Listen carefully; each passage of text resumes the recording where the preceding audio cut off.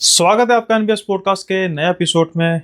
शुरू करते हैं आज का किस्सा। आमतौर पे आपने कभी अपनी लाइफ साइकिल में जो आप अगर रेगुलर मैप यूज़ करते हो तो ये चीज़ को एक्सपीरियंस किया होगा कि जो गूगल मैप है वो आपको कई बार गलत रास्ता दिखा देते हैं या फिर ऐसा रास्ता दिखा देते हैं जो आपके व्हीकल के लिए सफिशिएंट नहीं होता।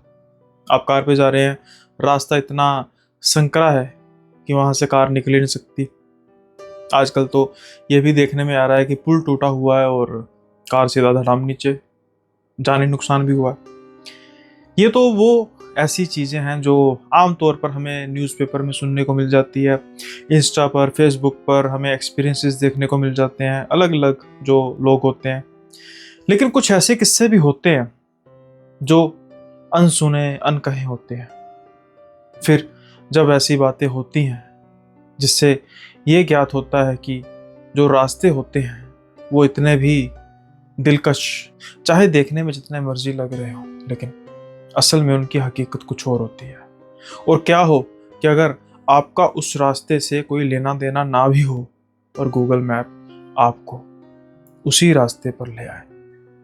अब चाहे इसे गूगल मैप की गलती समझें या फिर अपनी बुरी किस्मत, लेकिन आपका पाला कुछ ऐसी शक्तियों से पड़ जाता है जिनके बारे में आपने कभी सोचा ही ना होगा, या फिर अगर सोचा हो तो आप ये दुआ कम से कम करते होंगे कि कभी ऐसी शक्तियों से आमना सामना ना हो, और वो भी आप जब बिल्कुल अकेले हो, सर्द रात हो, टूटा रास्ता हो और आपको कुछ ऐसी चीजें नजर आ जाए।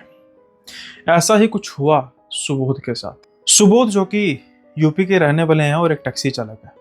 अब ना ही सिर्फ यूपी बल्कि आसपास की स्टेट्स में भी उनका रेगुलर आना जाना लगा ही रहता है। लेकिन कई बार कोई मजा हुआ कलाकार भी ऐसे फंस जाता है जैसे सुबोध के साथ हुआ। अब कलाकार कैसे, भाई टैक्सी चलाने में बिल्कुल वो निपुण है, अच्छी कला है, अच्छे तरीके से कोई भी ऐसा कंप्लेन का तो नामो निशान है ही नहीं उनके करियर में। अब सुबोध रास्तों के माहिर तो हैं, लेकिन कई बार किस्मत कुछ ऐसी साजिश कर देती है, हम ऐसे अनचाहे रास्तों पर चले आते हैं जहां पर हमारा सामना कुछ ऐसी मखलूकों से होता है। और ऐसे में अगर किस्मत की साजिश में गूगल मैप भी साथ दे दे तो यही हुआ कुछ सुबोध के साथ। एक बार सुबोध को एक कॉल आती है कि एक इमरजेंसी में नागपुर के लिए निकलना है। भाई अच्छा भाड़ा मिल रहा था तो सुबोध मान जाते झट से। ये जो रास्ता था सुबोध का यूज टू नहीं था, यानी कि जो इनका बेसिकली घर है लखनऊ, वहां से लेकर नागपुर, जो कि बहुत लंबा रास्ता है। सर्दियों के दिन थे, धुंध वगैरह होने की वजह से भी बहुत ज़्यादा दिक्कत आती है गाड़ी चलाने में। तो इन्होंने जितनी रकम मांगी उतनी रकम इनको आसानी से मिल गई। अब ना करने का तो सवाल ही नहीं था। जैसे तैसे करके ये नागपुर में अपने जो भी सवारियां थी उनको ये उतार कर आते हैं और वापसी में इनको अकेले आना था। कोशिश तो करते हैं कि वापसी के वक्त भी कोई सवारी अगर मिल जाती तो अच्छा होता, लेकिन इतनी किस्मत धनी थी नहीं। अब ये मैप लगाकर चल रहे थे। कई लोग जो मैप को यूज करते हैं आमतौर पर वो एक चीज नोटिस करते हैं कि कई बार मैप खुद से ही शॉर्टकट रास्ता दिखा देता है। हम गौर नहीं करते और वो ओके कर देता है और हम कुछ ऐसे रास्तों पर चले जाते हैं। अब ऐसा ही हुआ सुबोध के साथ। सुबोध अपने रास्ते पर चलते जा रहे थे और अचानक से जब उनका ध्यान मैप पर जाता है तो देखते हैं कि ये रास्ता कोई अलग दिखा रहा है। वैसे शायद वो जब आ रहे थे उस समय तो इस रास्ते पर वो आए नहीं थे, लेकिन सोचते हैं कि भाई हो सकता है कि शॉर्टकट हो। ये रास्ता जो था वो सिंगल रोड की तरफ जाता जा रहा था। कुछ देर ये रोड पर आगे चलते जा रहे थे, लेकिन उसके बाद अचानक से ये मैप की तरफ देखते हैं तो मैप पर किसी भी तरीके की रोड ही नहीं दिखाई दे रही थी। बिल्कुल जो कर्सर होता है वो बना हुआ था पॉइंटर, और वो ऐसे आगे जाता जा रहा था जैसे शायद किसी खेत में हो गाड़ी या किसी खुले मैदान में हो। इनको लगता है कि शायद हो सकता है कि कोई ग्लिच हो, उसकी वजह से ऐसा पॉसिबल हो सकता है। ये नेटवर्क की तरफ देखते हैं और मोबाइल में नेटवर्क बिल्कुल नहीं आ रहा था। हो सकता है कि इसकी वजह से ही ग्लिच हो, लेकिन अब इनके आसपास जो है कुछ धुंध थी। ये गाड़ी रोकते हैं और गाड़ी का दरवाजा खोलते हैं तो सड़क तो थी, यानी कि वैसे भी सड़क इनको नजर तो आ ही रही थी। यकीनी तौर पर मैप जो भी दिखा रहा था गलत दिखा रहा था। अब ये सोचते हैं कि काफी आगे तक आ चुके हैं, क्यों ना भी इसी सड़क को फॉलो करते जाएं। जैसे ही मैप का नेटवर्क आएगा हम दोबारा से सड़क पर चल देंगे। अब ये उसी सड़क को फॉलो करते जा रहे हैं और जो धुंध है धीरे धीरे धीरे धीरे थोड़ी सी कम होती जा रही है। लेकिन जैसे ही धुंध कम होनी शुरू होती है, ये देखते हैं कि ये बिल्कुल किसी कच्चे रास्ते में आ चुके हैं। आस-पास जो है वो खेत ही खेत है और रास्ता भी बिल्कुल कच्चा और बहुत छोटा-सा। यानी मुश्किल से एक ही वही गाड़ी चल पा रही थी। अगर सामने से कोई गाड़ी आ जाए, तो फिर दूसरी गाड़ी को चाहते ना चाहते हुए भी खेत में उतारना पड़ना था। ये बस यही दुआ कर रहे थे कि बस कोई आगे से गाड़ी ना आ जाए। लेकिन शायद ये दुआ ना ही करते इस चीज़ की, क्योंकि अगर गाड़ी सामने से आ जाते, उसको किसी तरीके से ये हैंडल कर लेते, लेकिन अब जो इनके सामने इनको नज़र आने वाला था, वो तो हैंडल कर ही नहीं सकते थे। ये देखते हैं कि कुछ ही आगे इनको कुछ जलता हुआ दिखाई दे रहा है। शायद सड़क पर कुछ दिया वगैरह कुछ इस तरीके की चीज़ रखी हुई थी। ये ध्यान से देखते हैं, इनको 3 औरतें नज़र आती हैं। 3 औरतें वो ग्रुप बनाकर उस दिए की तरफ मुँह कर कर बैठी हुई थी और बस अब थोड़ी-सी दूरी तो थी, अगर कुछ बड़बड़ा भी रही होंगी, कुछ बोल भी रही होंगी, तो ये तो उनको सुन नहीं रहा होगा, लेकिन जो उनकी ये बॉडी लैंग्वेज थी, वो इनको आराम से बड़े दिखाई दे रही थी कि जैसे वो किसी ट्रांस में हैं और हिली जा रही हैं। और उस चीज़ से ये एस्टीमेट लगा रहे थे कि शायद ये कुछ पढ़ भी रही हैं। अब सुबोध थोड़ा-सा डर जाते हैं, क्योंकि जो इनको सामने अपना नज़ारा नज़र आ रहा था, वो ज़ाहिर है इस बात की ओर इशारा कर रहा था कि ये कोई काला जादू कर रही हैं औरतें। गाँव की औरतें होंगी, रात का समय है, 12-1 बजे आस-पास, इस समय कहाँ कौन-सी औरतें निकलती हैं। औरतों को तो छोड़ो, यहाँ पर कोई मर्द नज़र भी नहीं आ रहा, और मर्द भी तो छोड़ो, कोई जानवर तक नज़र नहीं आ रहा, सिवाय सुबोध और उन 3 औरतों के। अब सुबोध पशोपेश में पड़ जाते हैं कि भई मैं गाड़ी आगे करूँ या फिर हॉर्न बजाना शुरू कर दूँ। अगर हॉर्न बजाता हूँ तो मुझे तो ये बात का पक्का महसूस हो रहा है कि ये तो कोई काला जादू कर रही है। चलो देखता हूँ हॉर्न बजा के। अब ये गाड़ी को धीमे-धीमे आगे करना शुरू करते हैं और हॉर्न बजाना शुरू करते हैं। लेकिन ऐसे जैसे उनको कोई चीज़ का फ़र्क ही नहीं पड़ रहा था। वो तो बस अपनी ही मस्ती में कुछ लगी हुई थी, कुछ भी करने, काला जादू समझिए जो भी करने। लेकिन ये धीमे-धीमे करके हॉर्न बजा रहे थे। जैसे-जैसे ये पास आते जा रहे थे, वैसे-वैसे इनकी दिल की धड़कन बढ़ती जा रही थी और गाड़ी की स्पीड और धीमी होती जा रही थी। अब ये कुछ ही दूरी पर थे, इनको कुछ आवाज़ें सुनाई दे रही थी। जैसे मानो कुछ वो बड़बड़ाए जा रही हैं, कोई मंत्र पढ़ रही हैं। ये हॉर्न बजाते हैं। इस बार वो सुनते हैं। एक ही टाइम पर ये तीनों इनकी तरफ देखती हैं, और जब ये इनकी तरफ देखती हैं, इन्हें समझ आ चुका था कि शायद अब इनका अंत समय आ गया है। गूगल मैप ने मरवा दिया, क्योंकि जब वो इनकी तरफ देखती हैं, जो ये सोच कर बैठे थे कि गांव की कुछ औरतें होंगी, वो नहीं थी। वो औरतों के भेष में चुड़ैल से कम नहीं थी।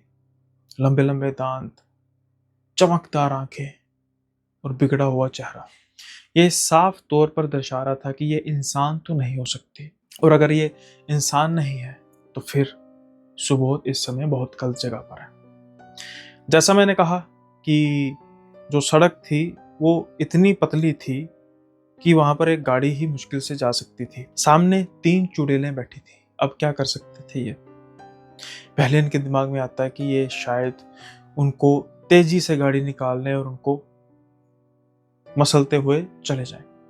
लेकिन अगर वो इंसान हुई तो? हालांकि उनके हाव भाव से नजर नहीं आ रहा था, लेकिन अगर उनको कुछ नहीं हुआ तो?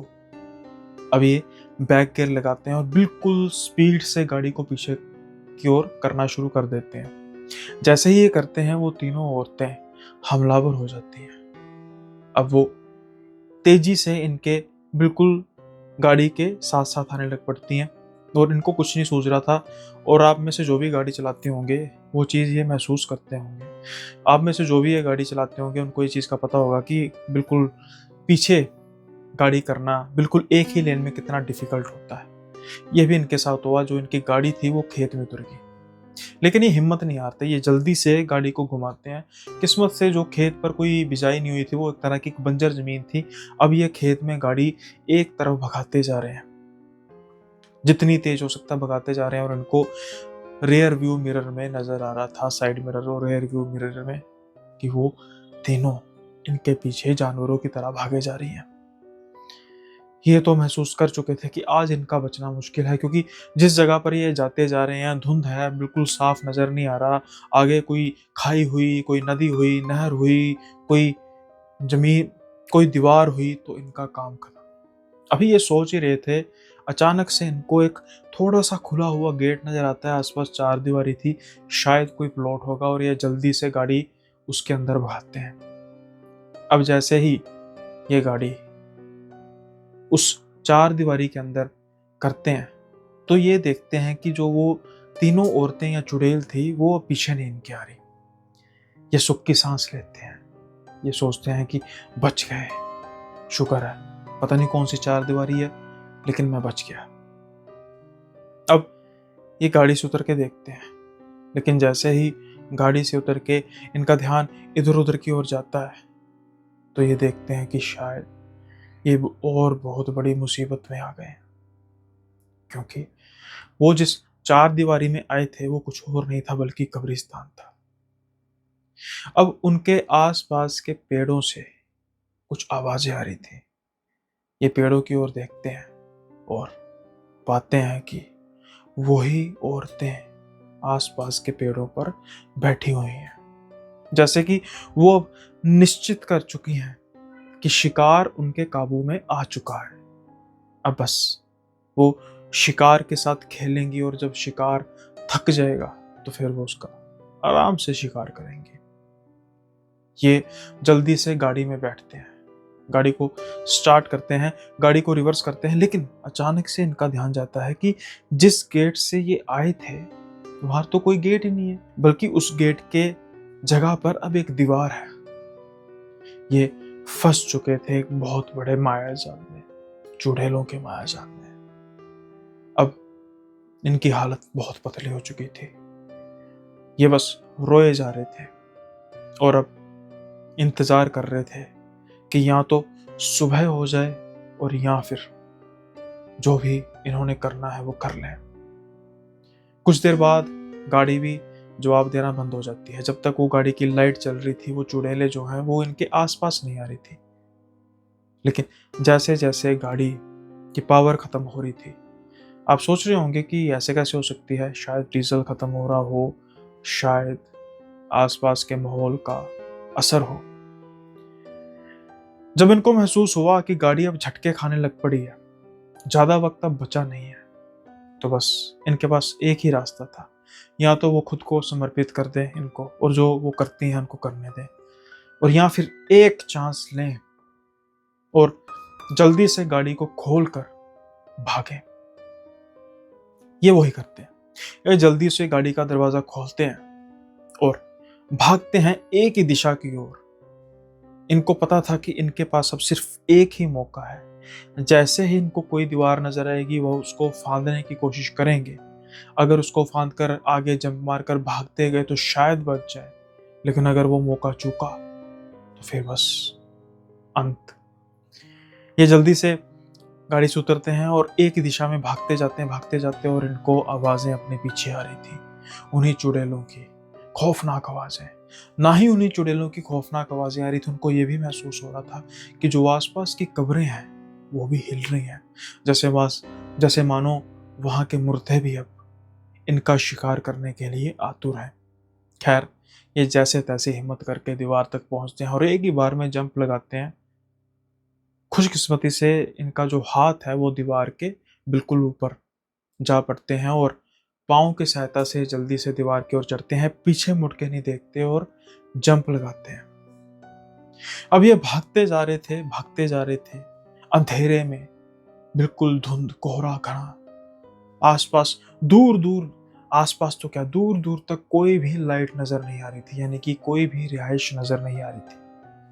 मानो ये जैसे उस वीरान, बंजर, खौफनाक, खूनी इलाके में अकेले हैं और इनके आसपास मानो शैतान ही शैतान। वो आवाजें अब भी इनका पीछा नहीं छोड़ रही थी, लेकिन अपनी जान बचाने के लिए ये जितनी तेज हो सकता है भागते जा रहे थे। अब भागते भागते खुशकिस्मती से एक गांव की मढ़ीर पर पहुंचते हैं। जैसे ही ये गांव में एंटर करते हैं, ये महसूस करते हैं कि वो आवाजें आना भी बंद हो चुकी हैं। अब ये भागते भागते एक मंदिर इनको नजर आता है, ये मंदिर की चौखट में जाते हैं और उसके बाद क्या होता है इनके साथ इनको नहीं पता, क्योंकि ये बेहोश हो जाते हैं डर के मारे। सर्दी भी बहुत ज्यादा थी, शायद ये मर भी जाते हैं। लेकिन वो समय जो था वो 3 सवा 3 के आसपास का समय था। कुछ ही देर में मंदिर खुलना था। तो अब इनकी जब जाग खुलती है तो ये देखते हैं कि ये मंदिर के परिसर के अंदर ही है, एक खटिया पर लेटे हुए हैं, कंबल वगैरह पड़ा हुआ है, आसपास आग जल रही है और पंडित जी और कुछ लोग जो हैं उनको बड़ी हैरानी से देख रहे हैं। अब ये पूछते हैं कि भाई क्या हुआ तेरे साथ, कहाँ से आया है और ये यहाँ पर तू मंदिर में इस समय क्या कर रहा था? वेशभूषा से तो ठीक ही लग रहे हो, अच्छे घर के लग रहे हो। तो वो इनको सारी कहानी बताते हैं कि मेरे साथ ये हुआ। जब ये बात कहते हैं तो फिर गांव वाले पंडित जी पूछते हैं कि कुछ फूका है भाई, कोई कुछ नशा वगैरह किया है? तो ये कहते हैं कि नहीं, मैं सच कह रहा हूँ, आप मेरी हालत देखिए, मैं तो बस अपनी जान बचाकर भागा हूँ। तो गांव वाले कहते हैं कि भैया इस गांव ही क्या, इसके आसपास कितने दूर, कई कोसों दूर तक कोई कब्रिस्तान है ही नहीं। तुम कौन से कब्रिस्तान में आ गए? अब इनको एक चीज तो याद थी कि ये बिल्कुल एक ही सेध में भागे थे, ना ये मुड़े थे, ना ये इधर उधर किसी भी रास्ते पर नहीं गए थे और उनको कोई रास्ता तक नजर नहीं आया था जब तक ये उस गांव की मुड़ीर तक नहीं पहुंच गए। तो तकरीबन तकरीबन इन्हें याद था कि हाँ, वो जब इन्होंने गेट एंटर किया, यानी उस गेट की सीध पर ये अगर जाते जाएंगे तो ये इनको कब्रिस्तान मिलेगा। कुछ इनको जब होश आई, थोड़ा बहुत हुआ, तो गांव के लोगों ने कहा कि हाँ, कई बार कुछ ऐसा भूत प्रेतों का छलावा का हो जाता है, लेकिन ऐसा कब्रिस्तान है नहीं। अब भाई इनकी कार थी वहां पे, फोन करते हैं, फोन डेड पड़ा हुआ था। तो ये एक ही दिशा में चलते जाते हैं। अब एक इंसान भागकर भी कुछ घंटे भागेगा, कितने किलोमीटर वो कर लेगा? 20, 30, 40, 50 किलोमीटर तक का सफर तय कर लेगा। ये तो बहुत ज्यादा कह रहा हूं मैं, लेकिन इतना सफर तय करने के बावजूद भी इनको ना कब्रिस्तान नजर आया और ना ही अपनी कभी गाड़ी। ये बात हुई को काफी समय बीत चुका है, लेकिन आज तक ये इस बात से अनजान है कि इनकी गाड़ी कहाँ पे गई और वो रास्ता ना कभी इन्हें दोबारा दिखा, क्योंकि इन्होंने काफी छानबीन की। दिन के समय में ना कब्रिस्तान नजर आया और ना ही अपनी गाड़ी, ना मोबाइल। ये इनके साथ छलावा था या इनका कोई भ्रम था? इतना बड़ा भ्रम तो हो नहीं सकता। लेकिन उसके बाद इन्होंने गूगल मैप का थोड़ा सा इस्तेमाल कम ही किया, खास तौर पे रात के समय में। आप भी बताइए, क्या आपके साथ भी कभी कुछ ऐसा हुआ है कि गूगल मैप आपको रास्ता गलत बता दे? मेरे साथ ये तो काफी बार हुआ है। लेकिन जो आप बात एक अजीब समझ रहे होंगे कि ऐसा कैसे हो सकता है कि गूगल मैप, आप सड़क पर जा रहे हैं और गूगल मैप आपको खेतों में जैसे दिखा रहा है, खुले इलाके में। मेरे साथ हुआ है दिन के समय में। तो ये ऐसा ग्लिच हो जाता है, कोई बहुत बड़ी बात नहीं, इसका मैं प्रत्यक्षदर्शी हूँ। और ये भी कुछ तकरीबन 2 महीने पहले हुआ। मैं एक सड़क पर जा रहा था, बेसिकली वो गांव की सड़क थी और मैं गूगल मैप पर देख रहा था, वहां पर बिल्कुल खुला दिखाई दे रहा था, कोई सड़क दिखाई नहीं दे रही थी। तो हो सकता है कि कई बार छोटा मोटा ग्लिच हो, लेकिन कई बार ये कुछ खौफनाक किस्सों को अंजाम दे जाता है, जैसा कि सुबोध के साथ हुआ। उम्मीद करता हूँ आपको ये किस्सा बेहद पसंद आया होगा। पसंद आया तो लाइक शेयर सब्सक्राइब करना मत भूलिएगा, साथ के साथ ही कमेंट बॉक्स में अपना फीडबैक जरूर दीजिएगा। अब हम बढ़ते हैं अगले किस्से की ओर। प्रेम, जो कि यूं तो दिल्ली में रहता है, बाकी आम लोगों की तरह उसकी भी जिंदगी चल रही थी। 18 बरस की आयु, टीनेजर, माता पिता अच्छे, कमाई दोनों करने वाले, घर भी ठीक ठाक। लेकिन कई बार जिंदगी में कुछ बदलाव जरूरी भी होते हैं, लेकिन कुछ ऐसे बदलाव जब हो जाएं तो उससे जिंदगी पूरी की पूरी तरह पलट जाती है। जिस अपार्टमेंट्स में प्रेम अपने माँ बाप के साथ रह रहा था, बेसिकली ये रेंट पर रह रहे थे, तो उस पूरे के पूरे अपार्टमेंट में रेनोवेशन होनी थी। यानी कि उसको पूरा तोड़कर नया बनाना जाना यानी कि उसको पूरा तोड़कर नया बनाया जाना था। इसी वजह से तकरीबन तकरीबन जो प्रोजेक्ट था वो कम से कम 2 साल का प्रोजेक्ट था, जो बिल्डर ने कहा था। अब बिल्डर ने जो सारी व्यवस्था की थी, उसके बिल्कुल साथ एक कुछ ही दूरी पर एक फ्लैट उसने नए अपार्टमेंट बनाए थे, तो उसने प्रोवाइड पहले कर दिया था कि आप कुछ समय यहाँ पे रुकेंगे, और इनको वहां पर शिफ्ट होना पड़ा। वैसे तो जब तक ये उस फ्लैट में रह रहे थे, इनके माता पिता की फाइनेंशियल सिचुएशन भी काफ़ी अच्छी थी। ये प्रेम भी खुद बहुत पढ़ने वाला लड़का था। छोटी सी फैमिली थी, प्रेम, माता पिता और एक पेट। लेकिन जब ये इस अपार्टमेंट में आते हैं, कुछ ऐसी चीजें हैं जो धीरे धीरे इस ओर इशारा कर रही थी कि हो ना हो कोई प्रेम के पीछे हाथ धोकर पड़ा है। पहले फ्लैट में कुछ ऐसा महसूस नहीं होता था, लेकिन पहली बार इन्हें क्या महसूस होता है। दिवाली की रात थी। जैसा कि आप जानते हैं कि सभी खूब एंजॉय करते हैं, पटाखे चलाते हैं, लक्ष्मी पूजा होती है, मिठाइयाँ, ये सब कुछ चलता है। और बाकी नॉर्मल परिवारों की तरह प्रेम का परिवार भी ऐसे ही। लेकिन अगली सुबह जब इनकी माँ उठती है और साफ सफाई करने के लिए दरवाज़ा खोलती है, तो ये क्या पाती हैं कि इनके दहलीज पर खून ही खून है, बिल्कुल फ्रेश ब्लड। अब ये देख के हैरान हो जाती हैं कि ऐसा कैसे हो सकता है। क्या कोई बिल्ली ने किसी जानवर को मारा है, यहाँ पर उसको खाया है, लेकिन किसी पंख के, किसी भी कोई और मांस वगैरह के कोई ऐसे निशान थे ही नहीं। साफ तौर पर यह जाहिर हो रहा था कि शायद ये किसी की शरारत है। क्या ये सच में खून है भी कि नहीं, या फिर ये किसी ने सिंदूर को बिखेर दिया और उस पर पानी डाल दिया। प्रेम की माँ जल्दी से प्रेम के पिता को बाहर बुलाती है और उनको सारा दिखाती हैं। वहीं दूसरी ओर एक तरह से घर में हल्ला उल्ला मचा हुआ था। प्रेम के पिता भी काफी ऊंची बात कर रहे थे कि यह बदतमीजी किसी ने की। उनकी माँ भी काफी ऊंची बात कर रही थी, लेकिन शायद इस बात का प्रेम को कोई असर था ही नहीं। वो तो बस ऐसे सो रहा था कि जैसे पता नहीं कितने दिनों से उसकी नींद पूरी नहीं हुई। अब उसके माता पिता उसको उठाते हैं और पूछते हैं कि कुछ रात को कुछ गिरा वगैरह था, लेकिन नहीं। अब गौर से देखने पर यह साफ हो गया था कि वो सच में खूनी था, लेकिन इस बात को वहम माना गया। किसी भी तरीके से बात आई गई होगी। उसके बाद कुछ ऐसा होता नहीं। हाँ, स्पष्ट तौर पर तो कुछ ऐसा नहीं होता, लेकिन प्रेम की जो हालत थी वो धीरे धीरे धीरे धीरे डिग्रेड होती जा रही थी। मतलब उसके हालात कह सकते हैं। सेहत जो है वो पहले जैसी नहीं रही। प्रेम जो, जैसा मैंने कहा कि वो मतलब सोना काफ़ी पसंद करता था, वैसे पढ़ने का भी काफ़ी शौक था, अच्छे नंबर लाता था, लेकिन अब वो सोने में उसको बहुत दिक्कत आती थी। तकरीबन रात रात भर वो जागता रहता। इसी तरीके से उसकी रातें कटती और दिन के समय में उसको ऐसा महसूस होता कि उसकी बॉडी पर काफ़ी ज़्यादा भार है, हैवीनेस है। डॉक्टर्स को भी दिखाया गया, लेकिन कुछ ऐसा खास लगा नहीं कि जिससे महसूस हो कि प्रेम को कोई बीमारी है, कुछ डिसऑर्डर है जिसका इलाज करने की ज़रूरत पड़े। हल्का-फुल्का जैसे डॉक्टर्स कहते हैं विटामिन की कमी, ये वो, प्रोटीन की। अब इन बातों को तकरीबन 1 साल बीत चुका था। वहीं दूसरी ओर जो दूसरे फ्लैट से जो अपार्टमेंट थे इनके, वहाँ पर जो काम था वो ज़ोरों-शोरों पर जारी था। लेकिन यहाँ पर 1 साल बीता और फिर दिवाली आई। फिर ये सभी पहले की तरह ही, जैसे पटाखे चलाने, उसके बाद फिर लक्ष्मी पूजन करना, फिर खाना वगैरह खाना, और ये सो जाते हैं। लेकिन अगले दिन सारे का सारा घर दहल जाता है प्रेम की माँ की चीख से।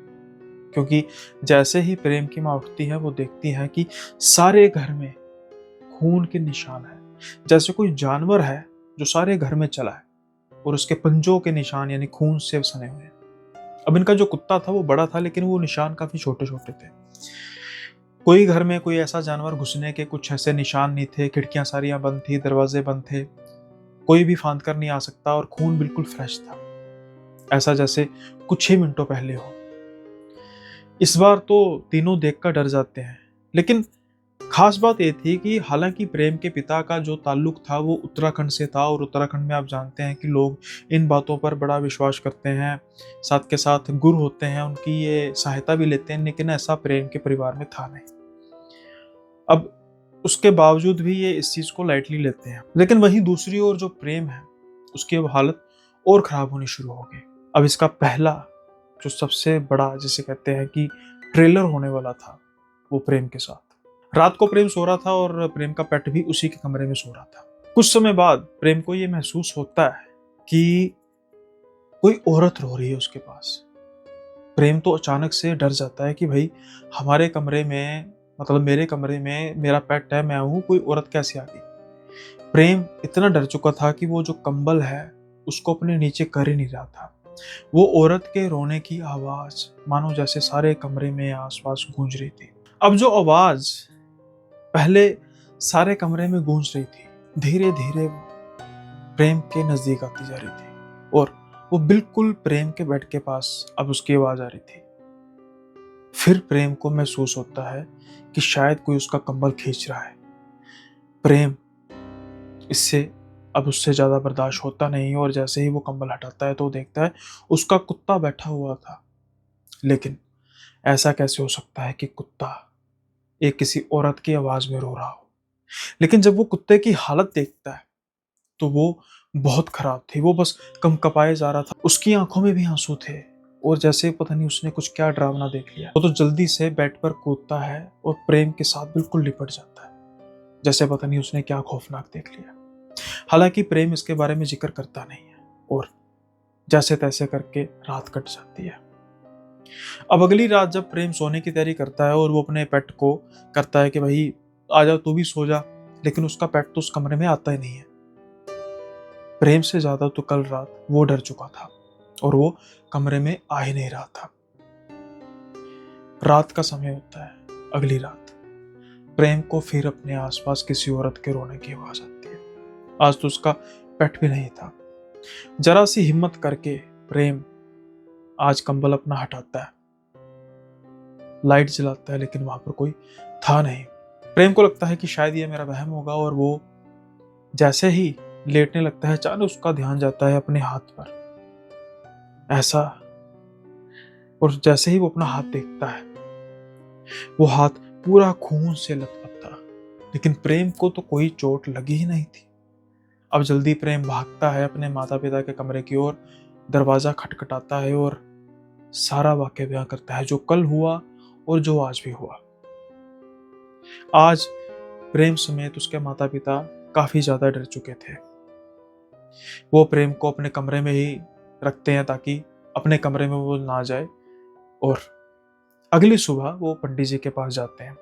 वहां जाके उनको सारा हालिया बयां बताते हैं। पंडित जी उस घर में आते हैं और वो सिर्फ एक बात कहते हैं कि मुझे यहाँ पर कुछ अच्छा महसूस नहीं हो रहा। मैं दावे से तो नहीं कह सकता है कि क्या है, लेकिन आप जितनी जल्दी हो सके इस घर को छोड़ दीजिए। ये घर आपके बच्चे के लिए ठीक नहीं है। उन्होंने कुछ वास्तु दोष निकाले, कुछ प्रेम की कुंडली का हिसाब किताब लगाया, लेकिन उन्होंने घर छोड़ने के लिए कह दिया। इनकी किस्मत अच्छी थी कि कुछ ही देर में जो दूसरा घर था वो भी अब तैयार होने को था, अपार्टमेंट, तो इनको खेचल नहीं करनी पड़नी थी। लेकिन जो पहले प्रेम को कुछ ऐसी आवाजें आ रही थी, अब प्रेम को सपना एक आता है। प्रेम सपने में देखता है कि वो किसी खंडर में जाता जा रहा है और उसके साथ कोई दो औरतें हैं, काफी बूढ़ी औरतें हैं। धीरे धीरे वो प्रेम को किसी एक ऐसी जगह पर लेके जा रही हैं जहां पर किसी इंसानी सिविलाइजेशन का नामो निशान नहीं है। जंगल ही है और एक खंडर, प्रॉपर पूरे खंडर। प्रेम अभी एक औरत की तरफ मुंह करके पूछता है कि माताजी आप मुझे कहां पर लेकर आई हैं, और एक ही झटके में उसका सर धड़ से अलग हो जाता है। जैसे ही ये होता है अचानक से प्रेम की आंख खुलती है। वो भागता भागता अपनी माँ के पास, पिता के पास जाता है और रोते रोते सारी कहानी बताता है। अब कुछ दिन बाकी थे उस अपार्टमेंट को रेडी होने में, क्या कर सकते थे। उतने दिन ये तीनों एक ही रूम में सोते हैं ताकि प्रेम को किसी तरीके का कुछ ऐसा महसूस ना हो। अब जब वो उस घर में आते हैं, जो समस्याएं हैं वो कम होने की जगह वो बढ़नी शुरू हो जाती हैं। जहां एक और प्रेम की हेल्थ डिग्रेड होती जा रही थी, वहीं दूसरी ओर प्रेम का कुछ एंट्रेंस टेस्ट था। प्रेम को पूरी उम्मीद थी कि भाई ये तो क्लियर होगा ही होगा किसी भी तरीके से, क्योंकि वो बिल्कुल डेड श्योर था कि मैं क्लियर कर जाऊंगा। लेकिन उस दिन जब रिजल्ट आता है तो प्रेम क्लियर नहीं कर पाता। आज प्रेम की जिंदगी का सबसे निराशाजनक दिन था। जिस चीज की वो पूरी तरह से उम्मीद लगाकर बैठा था वो नहीं हो पाई। खैर, अब जब यहाँ तक बात चली जाती है तो कुछ दिन रिलैक्स करने के लिए प्रेम और उसके माता पिता उत्तराखंड जाते हैं अपने दादा दादी के पास। प्रेम और जब उनके पिताजी ये कंसर्न शो करते हैं तो उनके दादाजी यानी कि प्रेम के पिताजी को उनके पिताजी काफी डांट लगाते हैं कि तुमने ये बातें पहले क्यों नहीं बताई। फिर उनको एक गुरु के पास लेकर जाया जाता है। हालांकि प्रेम समेत उसके माता पिता इस चीजों में बिल्कुल विश्वास करते नहीं थे, लेकिन जैसे ही वो गुरु के सामने बैठे गुरु ने अपनी आंखें बंद की और जब उसने बोलना शुरू किया कि तुम्हें क्या क्या महसूस होता था उस घर में और सपने में क्या क्या नजर आता था, तो ये तीनों जाने हक्के बक्के रह गए, क्योंकि दादाजी के सामने ही तो बात हुई थी और दादाजी ने तो कोई फोन भी नहीं किया था गुरु को, सीधा ही गुरु के पास आए थे। इतने में उस गुरु को इन बातों का कैसे पता लग गया? अब वो भी मान चुके थे कि सच में शक्ति तो है। तो फिर गुरु ने बताया कि आपके नेबर में ही कुछ लोग हैं जो प्रेम के पढ़ाई एक होनहार होने के कारण उससे जेलसी करते हैं और वो चाहते हैं कि धीरे धीरे पहले इसकी पढ़ाई छूटे, फिर इसकी तबीयत खराब हो और फिर आप यहाँ से चले जाओ और जिंदगी भर प्रेम जो है वो कभी भी सेट ना हो सके, सारी उम्र वो बस लूजर ही बना रहे। इसी वजह से उन्होंने इस पर काला जादू किया है और यहाँ तक कि उन्होंने नाम भी बता दिया, वो नाम जिसके बारे में कभी इन्होंने सोचा तक नहीं था कि वो ऐसा कर सकते हैं। ये वो नेबर थे जो ऐसा लगता था कि इनके रिश्तेदारों से भी बढ़कर हैं, इनका इतना ख्याल करते हैं जैसे कोई नहीं करता। लेकिन भेड़ के खाल में भेड़िया, उसको ढूंढना काफी मुश्किल होता है। अब उन्होंने डिसाइड किया कि हम प्रूफ तो हमारे पास कोई है नहीं, हम क्या कह सकते हैं, तो इन्होंने उस जगह को ही बदल दिया। अपने बच्चे के लिए बहुत कुछ करना पड़ता है और जो भी इन्होंने किया बिल्कुल ठीक किया। लेकिन हमारी जड़ें, हम जिस जड़ों से जुड़े हुए हैं, हमें उन जड़ों को भूलना नहीं चाहिए। अगर वक्त रहते ही प्रेम अपने माता पिता के समेत उत्तराखंड आ जाता और सारी समस्या गुरु को पता लग जाती, तो ये नौबत भी नहीं आनी थी। हम भूल जाते हैं तरक्की की चाह में, तरक्की की राह में, कि जहां से हमने सफर शुरू किया है उसका भी कोई मुकाम है। अगर हम अपने सफर का शुरुआती पड़ाव भी भूल जाएंगे तो आने वाला सफर बेहद मुश्किल होता है। आज कोशिश तो है मेरी थोड़ा सा कंटिन्यू करने की, लेकिन पता नहीं क्या बात है, मे भी बारिश की मौसम की वजह से। कल एक्चुअली मैं दिल्ली से आ रहा था तो बारिश एकदम होने लग पड़ी, काफ़ी भीग गया, रेस्ट नहीं हो सकी। फिर मुझे आज का शूट करना था, तो ये आज का ही शूट है, मतलब थोड़ा सा डिफ़िकल्ट हो गया। तो मैं, आप देख रहे होंगे, महसूस कर रहे होंगे कि उतनी एनर्जी से नहीं मैं नरेट कर पा रहा। तो यही कारण है, शायद कुछ तबीयत में लग रहा और मंडे का फास्ट भी है उसकी वजह से भी। खैर, लेकिन कुछ कमेंट्स हैं, मैं चाहता हूँ कि हम उसको थोड़ा सा डिस्कस कर लें, ताकि ये कमेंट वाला भी जो हमने काफ़ी कम कर दिया है वो भी एक तरह से रिवाइव हो। एक दो सलाहें हैं, एक भाई ने कमेंट किया है, वो काफ़ी लंबा चौड़ा कमेंट है, तो उनको मैं कुछ उसके रिगार्डिंग आंसर भी देना चाहता हूँ। अब भाई मेहनत इतनी लिखने में की है, तो ऐसा नहीं है ना कि मैं उनको जवाब ना दूँ, तो पढ़ते हैं उनको कमेंट क्या है। ये हरप्रीत मोडगिल जी हैं, ये कह रहे हैं, ओ सुनील भाई, आज बड़े दिन बाद पॉडकास्ट देखा, मैं सोचा कुछ अलग लग रहा, विग लगा ली है, चलो बढ़िया, सोने लग रहे ने। बीच में पंजाबी बोली है, मैं थोड़ा सा हिंदी में कन्वर्ट करने की कोशिश करूंगा। बाय द वे भाई, ये विग नहीं है, बेइज्जती मत करो। तो फेस सोने लग रहे हैं फेस के हिसाब से, बाकी टेंशन लेने वाली कोई ज़रूरत नहीं है।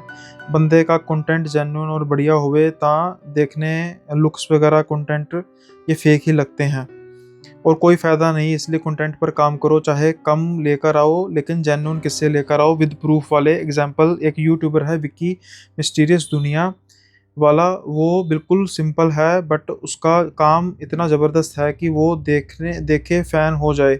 उसकी हर एक वीडियो जेन्युइन होती है विक्की, और वो किस्से ऐसे लेकर आता है जिसको कोर्ट पुलिस ने भी माना होता है, नेशनल या इंटरनेशनल मीडिया के कवर लिए होते हैं, विद प्रूफ्स के लिए आता है। एंड वीडियो फेक नहीं होती उसकी, जेन्युइन, वो भी एक से एक बढ़कर किस्से लेकर आता है। काम क्वालिटी पर करो, क्वांटिटी पर नहीं, और जो भी किस्से भेज देते हैं क्रॉस चेक किया करो और पोस्ट कर देते हैं। बढ़िया नरेशन है आपकी, थैंक यू सो मच भाई।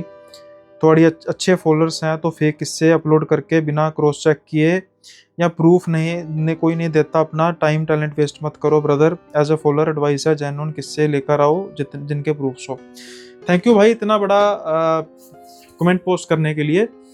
भाई देखिए, कोई यूट्यूबर क्या कर रहा है मुझे उससे कोई फ़र्क नहीं पड़ता। और पहली बात यह है कि मेरा चैनल का नाम है नरेट बाय सुनील, तो आप इतने बढ़िया आपने कमेंट लिखा, आपने मेरी तारीफ़ भी की, थैंक यू सो मच। और जो यूट्यूबर भाई की तारीफ़ की वो भी बनती है, मैं देखूँगा उनका चैनल भी। लेकिन 2-3 बातें हैं। पहली बात तो ये, जैसा कि मेरे चैनल का नाम है नरेट बाय सुनील, तो भाई इन्वेस्टिगेटेड बाय सुनील नहीं है, या क्राइम पेट्रोल बाय सुनील नहीं है, या फिर रिवील बाय सुनील नहीं है। मैं सिर्फ एक नरेटर हूँ। कहानियाँ, किस्से मुझे बताए जाते हैं, जस्टिफिकेशन लगती है, सुनाने में मज़ा आता है मुझे, मुझे खुद पढ़ने में मज़ा आता है तो मैं बोल भी देता हूँ। तो जो मैं इन्वेस्टिगेट करने लग पड़ूँ कि अच्छा जी कोई मुझे कहानी बता रहा है, अच्छा इसका प्रूफ बताओ। वहीं आप विक्की जी की बात कर रहे हो, अगर आप कह रहे हो कि जो वो किस्से बता रहे हैं वो कोर्ट ने भी माने हैं, पुलिस ने, इंटरनेशनल माने, तो 2-3 से ज़्यादा होंगे नहीं, क्योंकि सिर्फ आज तक मैंने भी इतनी रिसर्च की है भाई, 1-2 किस्सों, हालाँकि वो भी डायरेक्टली नहीं माना कोई भी कोर्ट या पुलिस, सिर्फ उन्होंने एक अज्यूम किया है कि ये कोई नॉर्मल चीज़ नहीं है, ये कुछ एबनॉर्मल या फिर कोई पैरानॉर्मल चीज़ हो सकती है, ना कि हुई है। तो ऐसे बड़ी मुश्किल से 2-3 किस्से हैं, एक इंडिया का कोर्ट है और एक जर्मनी का केस है, और ज़्यादा से ज़्यादा 1-2 किस्से होंगे। तो फिर उन भाई की चैनल वीडियो पर, सिर्फ चैनल पर 2-4 वीडियो ही होनी चाहिए मेरे हिसाब से। दूसरी बात भाई रही प्रूफ की, तो भाई मैं यहाँ पर इन्वेस्टिगेशन एजेंसी नहीं खोल कर बैठा कि कोई मुझे अपना किस्सा सुनाएगा और उससे मैं प्रूफ मांगूंगा। कोई प्रूफ देता है भी है, वेल एंड गुड, नहीं देता तो उसके किस्से में दम है, वो मैं सुना रहा हूँ। जैसा आपने कहा कि आपकी नरेशन अच्छी है, तो वही लोग सुनने आते हैं, ना कि मुझसे प्रूफ। अगर आपको प्रूफ मांगना है तो मैं तो आपसे हाथ जोड़ के विनती करूंगा कि ये चैनल आपके लिए नहीं है, वही चैनल आपके लिए जिसके बारे में बात कर रहे हो। क्योंकि मैं कोई किसी को गलत कमिटमेंट नहीं दे सकता कि भाई मैं प्रूफ लेकर आऊँगा, ना ही मेरा कुछ ऐसा चैनल चलाने का पर्पस है। मेरा आपको रिप्लाई करने का भी ये भी पर्पस है कि आपने बड़ी मेहनत से एक बहुत लंबा कमेंट लिखा है, आपने उस पे अपना टाइम लगाया है, उस पे आपने अपनी दिमाग लगाया कि भाई मुझे ये चीज़ अच्छी लगी है, ये चीज़ अच्छी नहीं लगी। उसके लिए मैं बेहद आपका धन्यवाद करता हूँ कि भाई आपको पूरा हक है मुझे क्रिटिसाइज़ करने का, और मुझे भी मज़ा आता है जब मुझे कोई प्रोडक्टिव क्रिटिसिज्म करता है। लेकिन कंपैरिजन जो है वो कोई एक पर्सन का दूसरे पर्सन के साथ नहीं कर सकता, और मेरा किसी के साथ कंपैरिजन नहीं है, क्योंकि भाई मैं बहुत छोटा हूँ, ठीक है ना। कंपैरिजन बराबर लोगों को होता है, थोड़ा बहुत 19-21 का फर्क हो, मैं 10 हूँ, लोग 1000 हैं, तो कोई कंपैरिजन ही नहीं है। हाँ, मैं जो कर रहा हूँ वो मुझे पता है कि मैं धीरे धीरे उसमें इवॉल्व हो रहा हूँ, लोगों को पसंद आ रहा है। तो भाई आपको पसंद नहीं आया, अब मैं आपको एग्जाम्पल देता हूँ कि एक कमेंट है, वैसे भाई मुझे कुछ समझाने की कोशिश कर रहे हैं, ऑल्दो वो खुद ही लिख रहे हैं गलत, वो खुद ही गलत लिख रहे हैं, तो मुझे समझाने की कोशिश कर रहे हैं। ये अपने साहिल के फैक्ट्स भाई हैं, ये कह रहे हैं ओ भाई इंस्ट्रक्शन दे दिया कर अपनी, और गेस्ट को भी थोड़ा टाइम दिया कर, आते ही ये किस्सा वो किस्सा। पहली बात तो भाई ये इंस्ट्रक्शन नहीं होता ये इंट्रोडक्शन होता है जो आप कहने की कोशिश कर रहे हैं। तो दूसरे को गलत कहने से पहले आप खुद ठीक हो जाइए, मैं ये आपसे गुजारिश करूंगा। खुद क्रॉस चेक कर लीजिए कि जो आप लिख रहे हैं वो ठीक है कि नहीं। और भाई जब हम थोड़ी सी इंट्रोडक्शन पे आते हैं तो लोग गाली निकालते हैं, कह रहे भाई किस्सा सुनने आए हैं, किस्सा सुनाओ और निकलो यहाँ से। और जब हम सीधा किस्से पे आते हैं तो लोग कहते हैं भाई इंट्रोडक्शन तो दो। भाई कोई आता है उसको मैं उसके नाम से स्वागत करता हूँ। मेरे चैनल का नाम नरेट बाय सुनील है, और इसको आपको क्या इंट्रोडक्शन चाहिए कि भाई मैं जब से पैदा हुआ कौन से स्कूल में गया, ठीक है, कितने परसेंट लेकर आया, यहाँ तक कैसे पहुँचा, हर किस्से में मैं बोलूँ। फिर जो गेस्ट आ रहा हो पहले उसकी मैं जीवनी पूरी आपको पढ़ाकर सुनाऊँ या वो आपको पढ़ाकर सुनाए। ये हमारा चैनल का वो नहीं है, इंट्रोडक्शन पॉडकास्ट नहीं है, ये पैरानॉर्मल हॉरर पॉडकास्ट है, और हमारी कोशिश होती है हम उसको ही डिस्कस करें। और अगर आप ये चाहते हैं तो प्लीज़, आप कोई गलत चैनल पर आ चुके हैं, आप प्लीज़ अनसब्सक्राइब कर दीजिए, क्योंकि मैं अब थोड़ा सा इन चीज़ों को लेकर ना फेड अप हो चुका हूँ कि भाई क्या क्या लोग बातें करते हैं। तो एक भाई कह रहे हैं अमन कुमार जी मेरे किस्से को टोटल एआई जनरेटेड है। भाई मैं एआई नहीं हूँ, रियल हूँ भाई, क्या बात कर रहे हो। तो हरप्रीत जी थैंक यू सो मच, एक बार फिर से आपने बड़ी प्रोडक्टिव की, लेकिन कुछ बातें हैं जो मैं क्लियर करना चाहता था। वहीं साहिल के फैक्ट्स जी, पहले खुद के फैक्ट्स को ठीक कीजिए, उसके बाद फिर हम बात करेंगे। और इसके अलावा बाकी तो सारे जो हमारे रेगुलर हैं वो कर रहे हैं, कमेंट कर रहे हैं, तो आप सबका धन्यवाद। और जैसा मैंने एक कहा था कि कुछ अपने भाई हैं जो कह रहे हैं कि मैं 5 मेंबरशिप्स प्रोवाइड करूंगा, तो मैं देखता हूं उसको किस तरीके से है, वो भी काम अभी पेंडिंग है, लेट्स सी उसको किस तरीके से हम करेंगे। सो कुल मिलाकर यही है कि आज का जो किस्सा थोड़ा सा कम एनर्जेटिक रहा, हालांकि मैं आज कहना नहीं चाहता कि भाई किस्सा लाइक ज़रूर कर दीजिए, क्योंकि सच में खुद को ही फील नहीं आ रहा, लेकिन फिर भी आपको लगे कि भूल चूक माफ़ करके कर देना चाहिए तो लाइक कर दीजिए। सब्सक्राइब करना मत भूलिएगा अगर आप नए हैं चैनल पर, तो कमेंट में ज़रूर फीडबैक दीजिए, जैसा भी देंगे मंजूर है। बस साफ सीधी ज़ुबान में, जैसे जिस ज़ुबान से आप अपने माता पिता के साथ बात करते हैं वैसे ही, अपने दोस्तों के साथ करते हैं वैसे नहीं। सो ख़त्म करते हैं आज का किस्सा। जल्दी मिलेंगे अगले एपिसोड में नए किस्सों के साथ। तब तक के लिए बाय बाय, अपना ख्याल रखिए।